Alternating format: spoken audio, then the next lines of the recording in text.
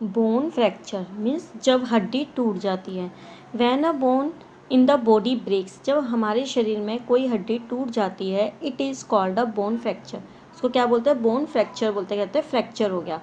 Bone fracture causes a severe pain. कभी कभी क्या होता है, जो हड्डी टूट जाती है वो हमें पेन करती है।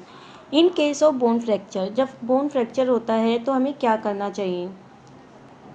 Keep the victim straight. हमें जो भी विक्टिम है, जिसके भी लग जाती है, उसको बिल्कुल स्ट्रेट रखना चाहिए। कहीं भी, चाहे हाथ की हो जाए, पैर की हो जाए, तो हमेशा उसको स्ट्रेट बिल्कुल रखना चाहिए। Do not allow him to move the broken bone.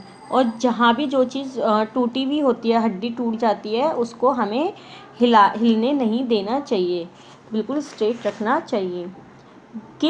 Give the support of a splinter to the broken bone. तो हमें क्या करना चाहिए? हमें उसको सपोर्ट के लिए, कि हमारी जो हड्डी है बिल्कुल स्ट्रेट रहे, तो हमें एक स्प्लिंटर होता है, एक शेप टाइप होता है लकड़ी की पट्टी की तरह, उसको हम लगाते हैं, जिससे हमारी हड्डी ना हिले ना डुले, बिल्कुल स्ट्रेट जैसे हमारी पहले थी वैसे हो जाए।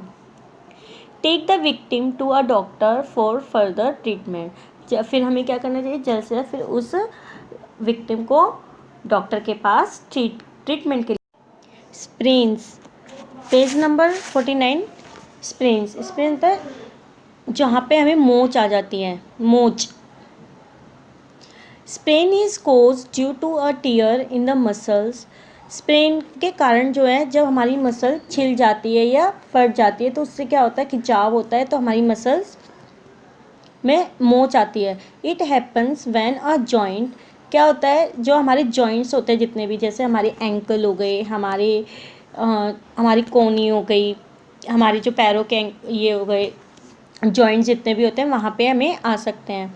और उसमें क्या होता है? हमारे जो स्वेलिंग आ जाती है जब मोच आती है।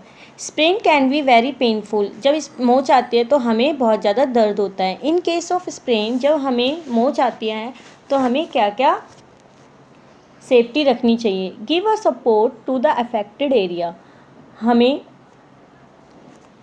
जो भी एरिया में अफेक्ट होता है, जहाँ भी मोच आई होती है, उसको सपोर्ट करनी चाहिए, सपोर्ट पे रखनी चाहिए। पर्टिकुलरली कहाँ पे हमें ज़्यादातर आती है? Hand and legs. This prevent unnecessary movement of the joint. और हमें मतलब अगर हमें ज़रूरत नहीं है और हमें जल्द से जल्द उसको ठीक करनी है, तो हमें उसको अननेसेसरी, ज़रूरत जब ना हो तो हमें उसकी मूवमेंट नहीं करनी चाहिए। जैसे हमें चलना नहीं चाहिए, जब मोच आ गई हो तो हमें पूरा मतलब उसको आराम देनी चाहिए, कि हमारे जल्द से जल्द वो चीज़ें ठीक हो जाए। Keep an ice pack on the affected area. और जो भी अफेक्टेड एरिया होता है, जहाँ भी मोचाई होती है, वहाँ पे आइस पैक लगाना चाहिए। It reduce the swelling. क्यों लगानी चाहिए? क्योंकि ये जो स्वेलिंग आ जाती है, जब हमारा पैर या हाथ कहीं भी हमें मोच आ जाती है, वो फूल जाता है, स्वेलिंग होता है, जब हम वो चीज़ फूल जाती है तो उसमें आराम देता है। Put some salt in lukewarm water and give fermentation after 24 hours of sprain. हमें क्या करना चाहिए?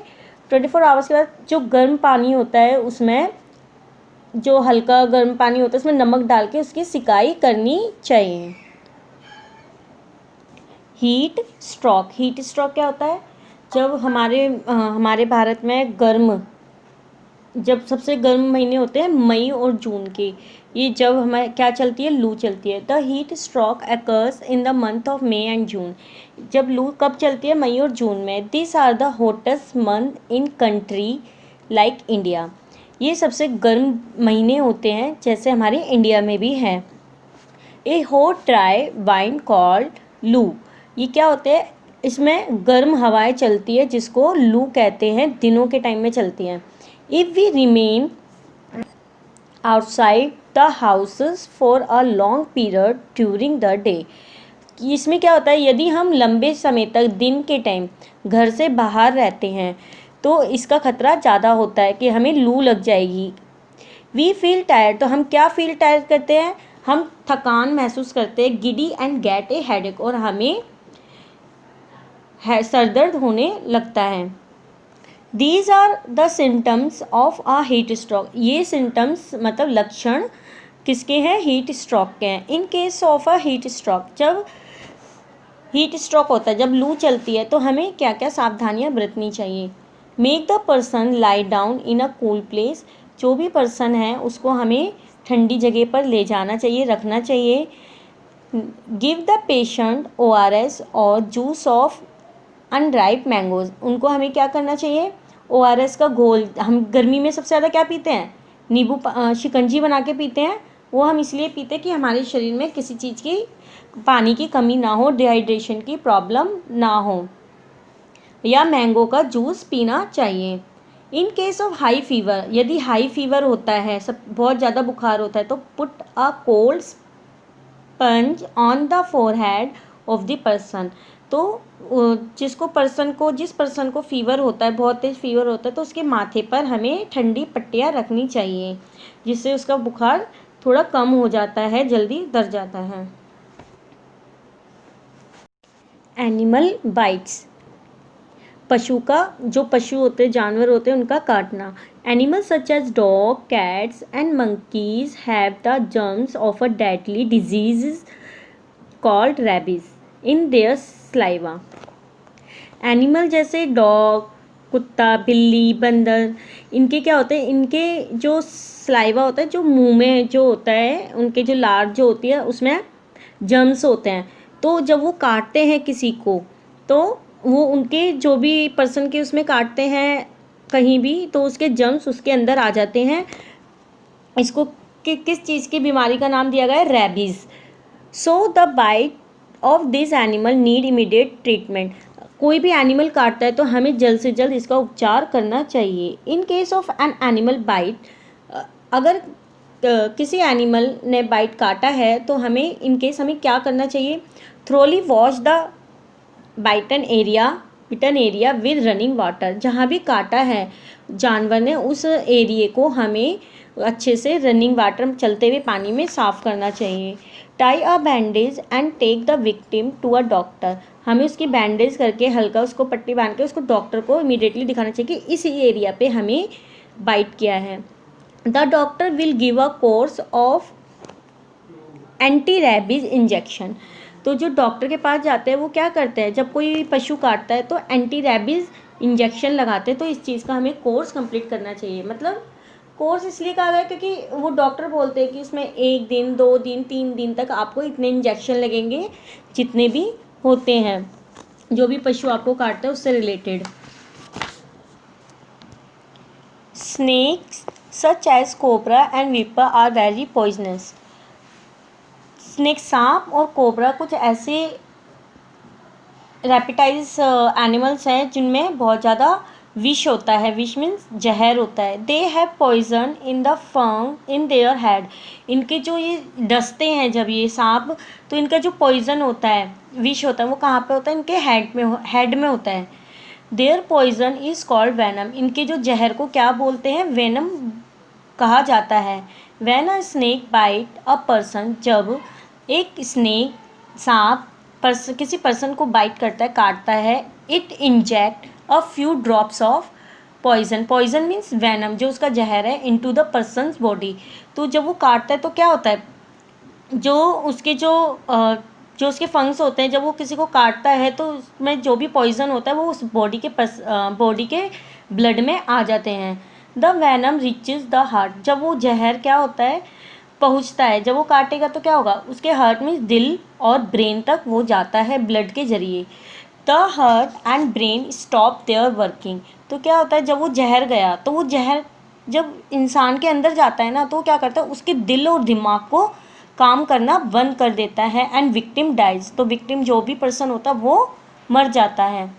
In case of snake bite, जब भी स्नेक बाइट करे, किसी को काटे, तो हमें क्या करना चाहिए,